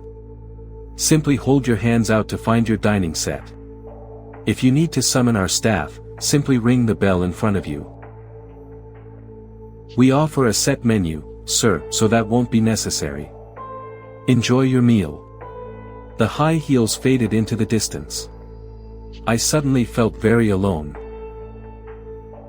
I couldn't see my hands in front of my face, but I soon ran them over linen tablecloths, napkins and silverware, a wine glass, a water cup. To kill time, I tried to focus on the sounds of the other diners and imagine what they might look like. The person to my right must have really been a glutton, because they were snuffling, snorting, and chomping just like a pig. It sounded like they had a whole deer carcass over there, an enormous quantity of food. Meanwhile, the people on my left were like robots. Their cups and silverware clinked so mechanically I felt like I could set my watch by it if I could see my watch, that is. For some reason I imagined them as the Grim Reaper and his family of little Grim Reapers, all out for Sunday dinner. It was a fight to hold back my laughter. Rosalie would have loved this. The first course felt like some sort of bread dish. I cut off a bit and tried it. It melted in my mouth and I think I actually sighed out loud. French toast with custard and tropical fruits. It was heavenly. More than that, it was the last dish Rosalie talked about making before the accident. What a perfect coincidence. Maybe somehow here, in this bizarre place surrounded by strangers in the dark, I could actually make peace with Rosalie's memory. I was reaching for another forkful of French toast when I felt a hand grasp my wrist. I nearly shrieked and tried to recoil, but those delicate fingers held fast. The touch felt familiar somehow, but very, very cold. "Come on," Rosalie whispered. "Aren't you gonna save me a bite?" It couldn't be. But whoever it was, the person across from me sounded exactly like my dead fiancé. I swallowed. My throat was dry. I polished off all of the water in a single go, then reached for the wine. It was a fruity, flavorful Spanish wine called Grulas del Paso, which I only knew about because Rosalie always had it in the house. It was her favorite. Is this some kind of a joke? I hissed, starting to get really angry now. Because if it is, it isn't funny. I licked every bit of cream and fruit from my fork as we discussed everything from the vacations we never got to take to our high school experiences, even those questions that you never think to ask your partner until it's too late, like, what was your favorite memory we had together? What? I gasped. Wait, no. I reached out wildly but found only empty darkness. Hey. Rosalie. Hey. I stood blindly and started to wander away from my table, until I noticed the heavy silence. Even in the dark, I could feel the eyes watching me. It felt like there were hundreds of them. A rich, charred odor sizzled up from the plate in front of me, mixed with caramelized onions and the sour tang of beer. This time I didn't even have to take a bite to recognize the meal. There might be some ashes in the potatoes, my father's voice said from across the table, but they should taste okay anyway. My spoon touched the rim of an elegant glass dish. I wondered who my dining partner would be this time. After all, I wasn't close with anyone else who'd died. I could tell other diners were also having conversations, but they were always just a bit too faint to understand. Some definitely weren't in English, and others were sounds that I'm not sure you could call a language at all. I didn't want to speculate about what some of them might be eating or discussing, and I had a feeling that if I could hear what was going on around me, I'd be too terrified to move. What are you doing here? What? I groaned. It was, my pleasure. I didn't know what to say, but now that I thought about it, I actually had kind of enjoyed those rambling, aimless walks with Todd, too. It gave me hope. Kept me living, for a while at least. Well, I guess about 4 years and 11 months to be exact, but anyway. They were a good 4 years. I came out of my shell. Partied with some wild people. Started drawing. Hey, I actually became a big name in the graphic art world back out west. Pretty cool, huh? You might have even worn one of my t-shirt designs without realizing Itaya sent that trippy. Good to see you too, man. Once back by the well-lit front desk, I began to wonder if sensory deprivation had made me hallucinate the whole thing. Then I got a look at the bill. It was printed in the same gimmicky circus font as the facade outside, but instead of a price, I just saw a large, fancy number, 3. What's this? I held up the paper, confused. And number X200B. That last one tasted like fear and poor decisions. Let's see what the next bite stirs. Hope you're hungry. I met her during my second year of residency at Baylor Medical in Dallas, and from that very first encounter she immediately caught my attention. I was just stepping out of the elevator and jingling my keys when 2 people shoved their way out of the emergency stairs and up against the wall. One of them was a tall, slender redhead with a curvy figure and a short black dress with lace stockings underneath and pumps. She was gorgeous and vivacious as hell, but I immediately felt dirty for thinking such thoughts about a woman that was clearly old enough to be my mother. The man that was pinning her to walk was younger though, probably 2 or 3 years older than I, and muscular as heck. The 2 of them were kissing and moaning like 2 animals and I rolled my eyes in disgust. Get a room, I muttered as I went into my apartment and closed the door. Even then, because of the thin walls, I could hear everything they did that night. And as embarrassing as it is to admit, I was extremely turned out by the vitality and sexuality of this woman. I was jealous too, of a life that I probably would never be part of. She told me her name and I memorized it like it was the only thing in the world that mattered. I said those types of boosting phrases about a zillion times before finally deciding to go over to her apartment one night and ask her on a date. I felt wrong to intrude like this, but it felt like she might be in some kind of danger. The sound of pain was getting worse with each second. And my curiosity got the better of me. What I saw is something I doubt I will ever get out of my mind. Richie. I need you to let me in, she said in the most sensual voice. I closed my eyes, trying to shake away the visions I had just seen in her apartment, and I swallowed a gulp of air. "I'm sorry you had to see me like that," Eliza told me. "If you let me in, I can explain. I think I might need to break my lease." 330. Update. Still here? Aw, look at you. Brave little meatbag.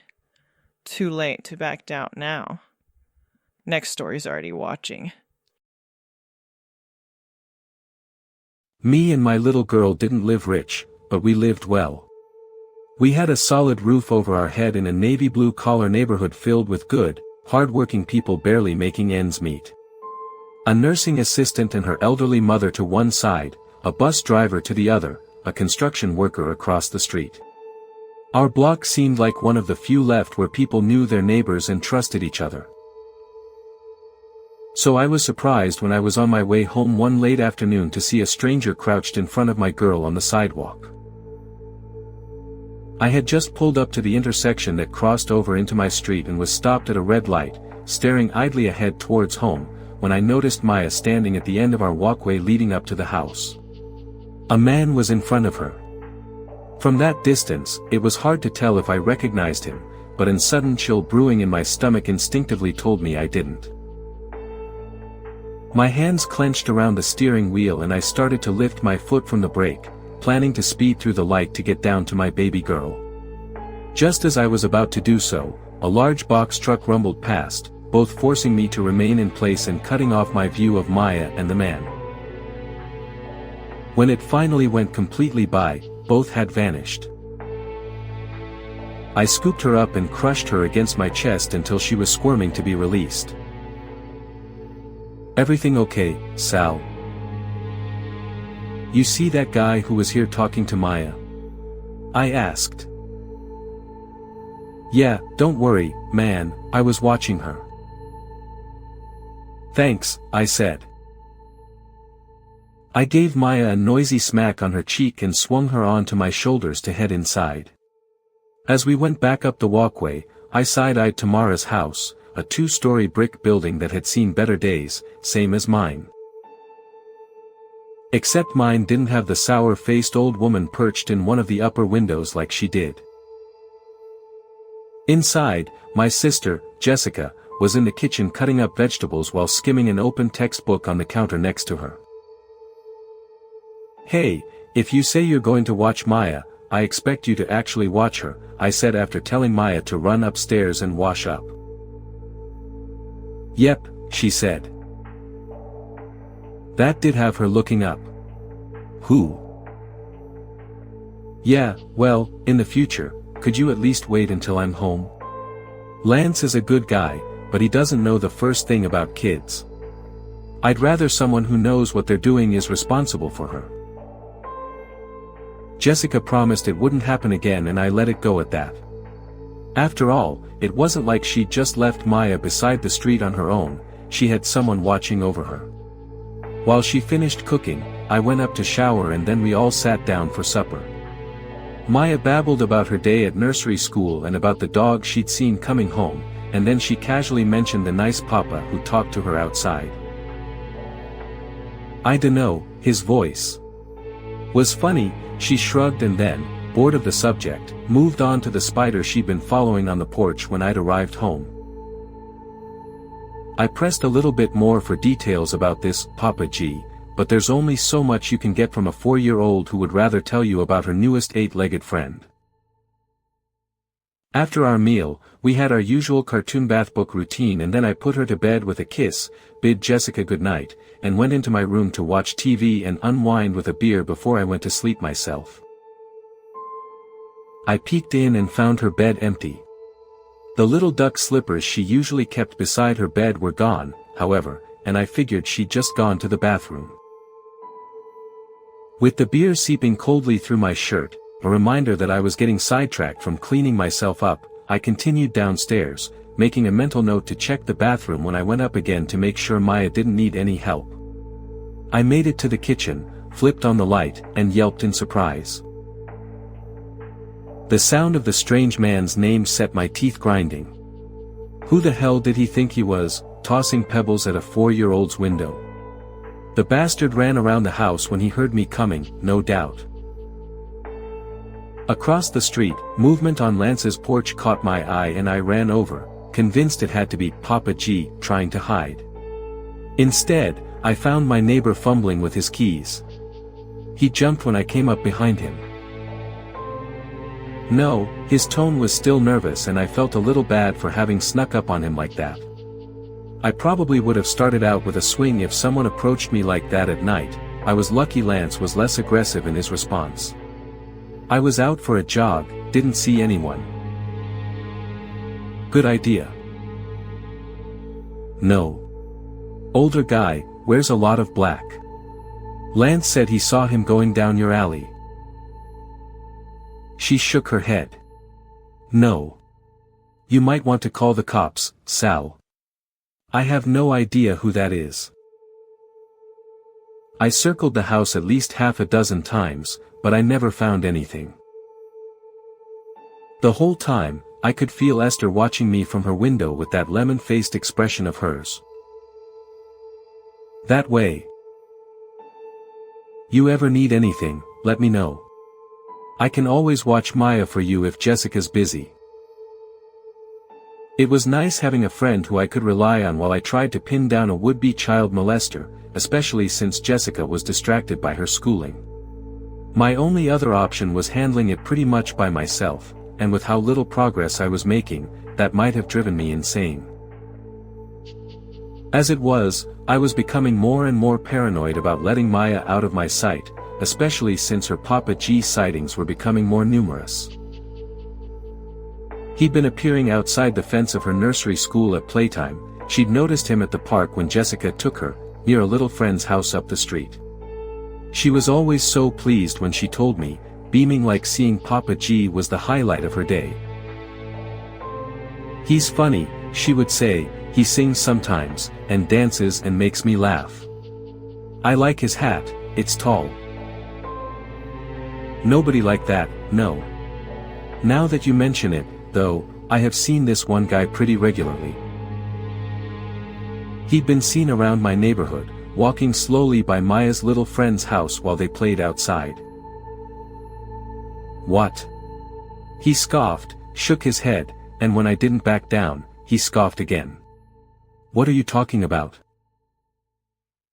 Come on, man, you're being weird, knock it off. Whatever. 1 minute you're looking for a dark guy, now you're after me. All I've done is offered to help. I'm going inside, get your crazy ass off my property. Your daughter, he grinned, and it was a lecherous, dangerous expression. I've been watching her. She's so young, so sweet, he let loose a high-pitched giggle, all the while continuing his ridiculous gyrating. The police were called and arrived to find me still standing over Lance, who was, by then, coming to again.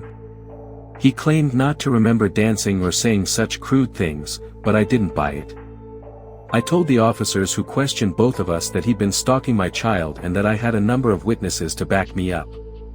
Tamara also gave a statement, saying she had caught the tail end of Lance's strange display and then saw me punch him.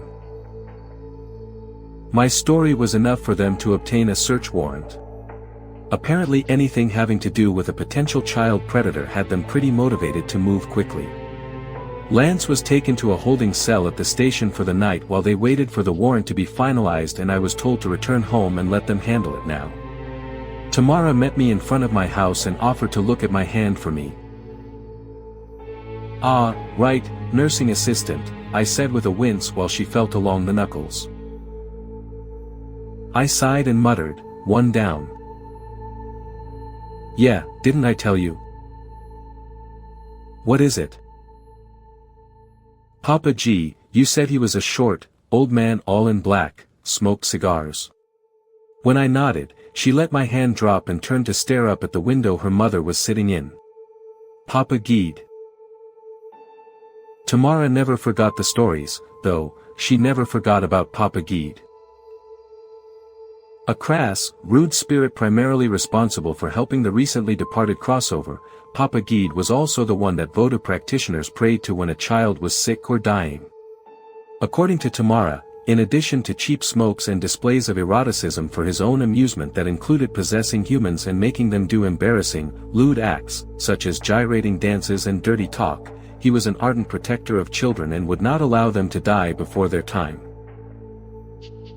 Somehow, Esther had seen what I could not. She had recognized the danger that Maya was in, maybe from how Lance looked at Maya when I wasn't around, maybe she'd seen him lurking, we'd never know, but she had done the only thing that a poor, sick woman with a failing body could do, she prayed.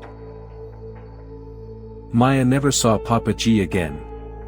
She was a bit sad about it at first. She had been very fond of the funny man with the tall hat, but eventually, she seemed to forget all about him. I didn't, though. Something's still listening, and it wants more. Next story. Just don't say its name. It all started with an unfamiliar line of dried blood on my cheek. Where did this blood come from? Not from me. I examined my entire body in the bathroom and I couldn't even find a scrape. My head felt empty. It's not just that I couldn't remember where the blood came from, I couldn't remember anything. It all began this morning. I awoke to a ray of sunlight sitting on my eyelids. Groaning, I rotated my neck towards my alarm clock. 11 a.m. I pulled myself out of bed reflexively and walked a few feet to the bathroom. I saw the blood in the mirror and realized that I couldn't remember anything. What's the word again? Amnesia. I found the answer somewhere inside my head. Standing in the empty bedroom, staring at the unmade bed, I realized that the word amnesia wasn't quite correct. Sleep mode. My house. Guest room. I left the door closed. Somehow, I felt like what I was looking for was somewhere else. The hallway ended in a carpeted staircase. At the bottom of the stairs was a large wooden door with a glass pane, clearly the front door.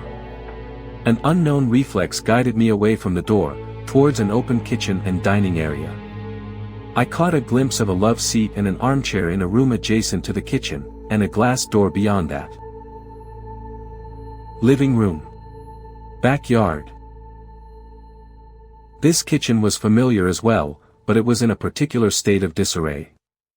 Dirty dishes filled not just the sink but the surrounding counter area. Cupboards were torn open and a bag of sugar and cans of vegetables lay broken on the floor. The fridge was standing open and the smell of spoiled milk poured out of it. With a hand up to my nose, I closed it. My gaze turned towards the dining room table. In a room of chaos, it was the only thing that was pristine. On it laid a sheet of notebook paper filled with writing. Rebecca. Some of the fog was beginning to clear. Rebecca, my wife. She had dark hair and an impossibly light complexion. No, that wasn't right. Her hair was blonde, but she had started dyeing it recently. She liked to do things like that. Then I read the next entry. Number 2, you have a steel plate in your head. You sustained acute brain damage during an attempted mugging. The mugging. It was in January. It had been snowing. Rebecca was with me. We were coming back from a movie. No, a play.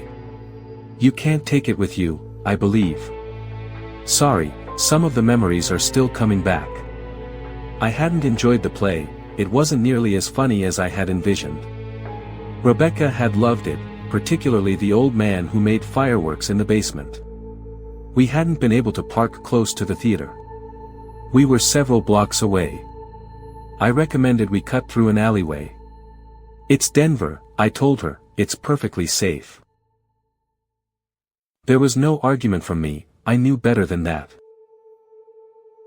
Okay, but just let me get my keys first. I set the paper down. The memory had stopped there. There was a part of me that thought I shouldn't read anymore, that I shouldn't let any more memories in. Instinctively I knew the rest of the items on the list would upset me, but I couldn't stop. Number 3, you suffer from recurring dissociative amnesia due to the damage. Dr. Phillips instructed you to make a list of important facts to assist in restoring your memory when it's been forgotten. It's critical that you focus on things that you've documented, as false memory creation is a potential concern. You're going to have these episodes of forgetfulness for a while. Maybe even forever. But visual reminders should cue your hippocampus to retrieve memories that you've buried. That's what he said. That was the inspiration for this list. How long ago had that been? Days? Weeks? Months? At this point, small memories were coming back in flashes. It's hard to explain, but it was like I had short films playing in my head, but that certain scenes and clips were missing. Were we robbed? The funny thing is, I don't remember how the mess was made. I don't remember much of anything before I was in the bathroom. I barely remember waking up. The first thing I can clearly remember is the dried blood on my face. Reading this entry triggered a few brief memories of being told by Dr. Phillips and Rebecca that I had blacked out before. But I still had no memory of the most recent blackout that placed me where I was now. Number 5, you work at the local supermarket. Dr. Phillips said it would be helpful for your mind to receive new stimulation on a daily basis. Rebecca works from home. I groaned. I had forgotten about work. I briefly considered calling in, but I figured, based on the state of disarray in my home, I probably had bigger fish to fry. I didn't like my job, it was far beneath my level of intelligence, but it was easy for the supermarket to retrain me if the memories of how to do my job disappeared. This item on the list triggered a whole host of memories. Rebecca is medical transcriptionist. She types of the audio recordings of doctors' notes so they have a written copy. That's why she worked from home. Before my accident, before I was shot, I used to be an accountant at a big firm. It brought in lots of money. It bought Rebecca and I this house. I think before the accident that we were planning on having kids. She always wanted 2 of them, a little boy and a little girl. They were going to be named after her grandparents, Lincoln and Claire. My mind was filled with images of Rebecca's face stained with tears while she told me not to blame myself. We couldn't have kids now, my memory loss was too big of a liability. I turned back to the paper. The next entry was the first that looked like it had been written at a different point in time than the rest. Number 6, in August 2016, your cousin Scott moved in with you and Rebecca. He works out of your home as well. Scott. Scott is my only living family member, the rest died in a car accident when he and I were just kids. We actually hadn't seen each other in years, but he sought me out after the mugging. He's always kind of been a burnout, but the kind of burnout who had insane computer programming skills. That's what he did from home. Scott was nice enough to offer to help take care of things after my injury, although I always felt like he was just using the opportunity to move into a nicer house. Still, he helped with the chores and he took care of stressful things that the doctor had recommended I stay away from, like paying bills. Rebecca thought it was nice to have someone else bringing money into the house, although she was wary at first because she had never heard about him before. Scott and I were never very close, and like I said, we didn't see each other often. If Rebecca and Scott both work from home, shouldn't they be here? I stood up from my kitchen table and tiptoed into our living room. It was in shambles as well. The 2 chairs I had seen previously were in fairly good condition, but the rest of the room was a wreck. A flat screen lay overturned on the floor, dark glass blended in deceivingly with the carpet. In the corner of the room, propped neatly against the stucco wall, was a long piece of wood with a large metal head. The head of the hammer was a rusty burgundy. The carpet beneath the hammer was distinctively different than the cream color of the surrounding carpet. It was a dried brown crimson color. Blood. Something bad had happened in this house. I looked at the glass door that led to our backyard. Blinds were drawn, blocking the outside. There was dried mud on the floor surrounding the door. The corners of my vision were starting to go gray. My head felt heavy and I had an overwhelming urge to lie down. My own voice started screaming in my head, trying to reason with me. But I'm so tired. It's the stress, it's triggering another blackout. You need to take a breath and relax. My chest was heaving and my breaths were sharp and irregular. Number 7, does Rebecca even still love me? I'm sorry. I just can't keep it all straight. I'm doing my best. This is your best, Travis. I'm tired of reminding you who I am. I'm tired of getting calls from the police because you've fallen asleep on the side of the road. I didn't ask for this. I'm doing my best to provide for us. Provide for us? The only one who does anything to provide for us is Scott. I kept staring at the list. The next item was the first written in the chaotic green marker. Green bled in the tiny veins on the paper, creating a frantic, unearthly look in my writing. Number 8, Rebecca and Scott are getting really close. They're probably fucking while I'm at work. I hate myself, I'll kill us all. I'll kill us all. Then an unfamiliar word fought its way to the surface of the conflicting ideas in my head. Guest room. I practically ran up the stairs. The memories were starting to come back, but I wanted to see it myself before they did. The guest room door remained perfectly close. With the blank walls beside it and the immaculately clean floor beneath it, it was a visage of white. When I threw the door open, my vision filled with red. The bed was smeared in red, the walls were smeared in red, even the fucking ceiling. There was blood blanketing most of the room. It was old, dried blood. All I could smell was the sickening scent of iron. I felt a pressure rise in my chest. I could remember the sound of a hammer hitting something soft and wet. I could remember a scream. A woman's scream. I held my hand over my mouth and pulled myself out of the room. I struggled to keep my composure. Gray clouds were already beginning to fill my vision, but I was struggling to keep myself calm. If I had killed Rebecca, I wanted to be sure. There was no body in the guest room. I had no recollection of where I might have hidden it. The dirt around the back door. She was buried in our garden. Rebecca loved the garden so much. Before my accident, we used to spend hours every weekend planting and watering. It was so peaceful out there. She loved planning what we were going to grow every year: tomatoes, strawberries, rhubarb. It made perfect sense to bury her somewhere that she truly loved. I can see her, in my mind. She's wearing a white dress with red roses dancing across it.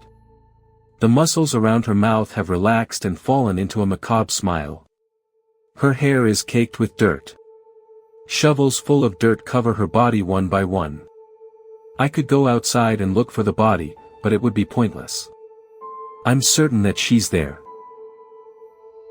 Number 10, it's not what it looks like. Check the computer. Gillimon County Crusher still at large. The story detailed a serial killer in our area. He was famous for breaking into women's homes. He would tie them up, torture them, and then murder them. Police were baffled by him. He had gone months without capture despite the horrific scenes he left in people's homes. His signature was crushing the skulls of his victims with a sledgehammer. Sledgehammer. There was a sledgehammer in the living room. I shivered. I couldn't be the Crusher, could I? I had no recollection of doing anything like that. So far, whenever I read something that had meaning to me, it triggered a flood of memories. but I didn't remember killing anyone. I clicked on the other bookmark. This article brought back memories by the dozen. Images of my family's van sliding on the ice, crashing through a highway divider, hitting a car going the other direction. Another boy is sitting adjacent to me on the seat. He's my age. The car hit us on his side, his body was crushed. I remember watching him crumple and fold into a knot of gore and metal. I remembered the funeral. Standing with a police officer at my side, tears running lines down my face. I remember burying them all. My mother, my father, my aunts, my uncles, all dead. And the boy on the seat next to me, my cousin, Scott. I was the only survivor. The article confirms what I've said. It lists the names of the deceased, including Scott Hoy. It's critical that you focus on things that you've documented, as false memory creation is a potential concern. False memory creation. I remember Scott cackling madly as he swung the hammer against her again and again. I remember the sick noise of bones cracking and Rebecca screaming in pain. I remember her shrill, ear-piercing scream, and then it goes black. I think I've figured out what happened. This serial killer person, he convinced me that he was my long-lost cousin. There are suddenly memories of when I first met him. He came to the hospital right after the accident. No one else was there at the time. He brought flowers, red tulips. We talked about the injury and my family. He came back every week until I just assumed it was the same Scott I had known when we were kids. I wonder how many times I've woken up and come to this realization and then blacked out from stress. Judging by the state of disarray in my home and the dried blood in the guest room, this isn't the first time. Don't worry. I'll remember. Anyway, let's lighten the mood with something fun and... Nah, just kidding. It gets worse. Hit it. I was manning the submersible this time. I launched and sank. A couple hours later I reached the sea floor and began buzzing around. Typically on the sea floor you don't see much of anything. It's practically a desert, complete with sand dunes and all. But today I noticed a massive concentration of crabs and other bottom scavengers. It seemed like they were all heading in one specific direction. I requested permission to find out what they were marching to, then followed the trail of crabs and isopods. It was massive. It had to be at least 500 feet in length. It was similar to a humpback whale in shape, but its head was rounder and its mouth was filled with sharp teeth like an orca's. Its side fins had webbed fingers, like some sort of primordial amphibian. The creature had to be some ancient survivor of a bygone era. At least it used to be. The creature itself was not the most terrifying aspect, however. The creature lay on its side. Its eyes were glassy. I could see swarms of crabs and other deep-sea creatures picking at it. As I moved the submersible sideways across the length of the Leviathan, I noticed something that gave me chills. The midsection of the beast was torn almost in half. Marks of what were all too obviously left by teeth of staggering proportions were clearly seen. The scars of a titanic struggle. The creature, as incredibly large as it was, had been killed by something much, much bigger. Only 5% of Earth's oceans have been explored. I fear we are in for a shock at what lies in wait for us when we start exploring the other 95%. And now, as the hour gets cold, and the shadows stretch long into the corners of your room, it's time. Yeah. Chew the spooky violin. But seriously, this next one? Even I didn't sleep after hearing it. I've claimed something coming from you. What? Just because I sleep in a coffin and collect cursed dolls? Among other things. This is the final descent for the night. One last story, dragged up from the depths of the disturbed and deranged. Go ahead. Turn off the lights. We dare you. This is Horror Slop.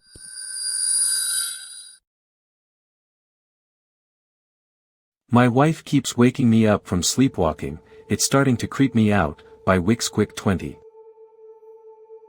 I don't know exactly what day it was that she started the sleepwalking. It was definitely within this past week. The first night wasn't horrible, a little odd, but nothing too crazy. I woke up to the sound of cupboards opening and closing.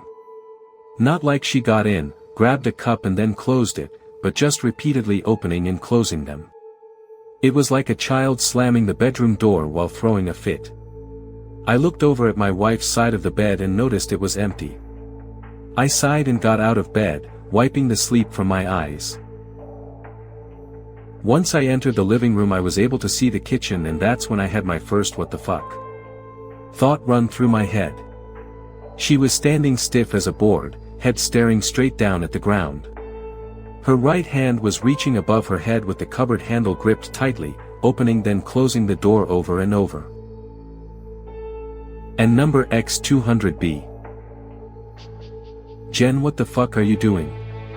I was baffled, her sleepwalking hadn't crossed my tired mind yet. She didn't stop. She stood in the exact same position, in the exact same rhythm, slamming the door. After staring at her with wide eyes for a few seconds, my brain finally woke up enough to realize she must have been sleepwalking. I'll admit, my heart was racing pretty good. I mean, come on, it's in the middle of the night, a pitch black house other than the hall light behind me, and I walk out to my wife standing like a zombie repeatedly opening and closing a cupboard door. It's kind of a creepy sight to wake up out of a dead sleep to. And number X200B. And number X200B. She gave a small smile and nodded. I found it very odd that she seemed bothered by a small sleepwalking incident but didn't press it any further. Maybe she had an embarrassing memory or something, and as a result she was embarrassed to sleepwalk. Either way, I figured if it happened again I just wouldn't tell her about it. I honestly didn't think it would happen the next night as well. She never sleepwalked in the 14 years I've been with her. I figured the chances of it happening were pretty low. So I went about my day not giving it another thought. Before I knew it, it was bedtime and Jen was fast asleep. I fell asleep soon after. And number X200B. Sometime in the middle of the night I was woke up again. This time it sounded like a door opening and closing. My heart raced yet again as I rolled over to find Jen's side of the bed vacant. I rolled back out of bed and prepared to gently walk her back to bed. This time I kind of knew what to expect, so I wasn't quite as alarmed. As soon as I opened the bedroom door I saw Jen. This time, however, she was standing in front of the bathroom door, which is located just 5 feet from our bedroom right in the hall. Her head was craned at what looked like a very painful angle and she was staring directly at me. If you walk down the hall and make a right-hand turn, there is our bathroom. Her body was facing straight towards the bathroom and her head was turned my way, a direct 90-degree angle. Her chin was literally right on top of her right shoulder. Her eyes were open so wide it looked like she snorted a line of coke or something. And number X200B. The sound of our alarm clock blaring startled me, as I must have dozed off for a short while. The night's events fresh in my mind as I groggily got out of bed and got ready for work. Before I walked out the door, Jen woke up and gave me a kiss goodbye. I acted as if nothing had happened, not knowing how to approach the subject. I figured I'd maybe talk to her when I got home or something, but for now I needed to just get out and be by myself to get my thoughts together. Work dragged ass because I was dog-ass tired. I was halfway relieved, but halfway nervous as the workday came to an end. I calmed down a little by telling myself that tonight would be different, tonight she wouldn't sleepwalk and everything would be okay. As I pulled in the driveway, another wave of nervousness washed over me. And number X200B. And number X200B. Foz. I woke up hours later, as it was dark outside. I jumped as a loud thump at my door startled me. I looked up and nearly shit my pants.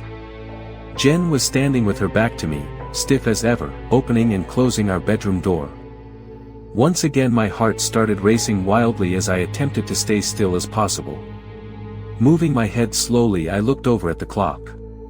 6:23 p.m. Why the fuck is she doing this awake? I thought to myself as the door slammed in the background. Right next to the clock was a piece of paper that caught my attention as it wasn't there before. I slowly reached over and grabbed the paper, noticing writing on it. Babe, I'm talking a quick nap. Dinner is in the fridge. Wake me up when you wake up. Love you. And number X200B. And number X200B. She ran through the house like that for over an hour before her booming footsteps finally stopped. I climbed out of the bathtub and put my ear to the door and listened closely. I breathed a huge sigh of relief as I heard soft snoring coming from the living room. This was my chance. I opened the bathroom door as quietly as I could, tiptoeing through the living room. I looked over at Jen sleeping on the couch. On the ground next to her was the biggest kitchen knife we owned. I walked to the door and put on my shoes, grabbing the car keys as well. I slipped out the door, ran to my truck, starting it and peeling out as fast I could. I decided to check into a hotel for the night and try and think of what to do next. And number X200B. And there you have it, dear listeners. One final scream, echoing into the void. Yeah. Void screams, eternal darkness, I did it. Can I eat now? We're still on air, Roxy. Oh no, just the spooky FCC is gonna haunt us for breaking the mood. If you enjoyed tonight's descent into depravity, don't forget to like, subscribe, and what does he always say? Stab that bell icon like it's your ex possessed by a demon, and leave a comment telling us what Stern made you question. I have choices. And if you survive the night, we'll be waiting. Same dat time, same that crypt. You're the reason we have complaints, you know that. You're welcome.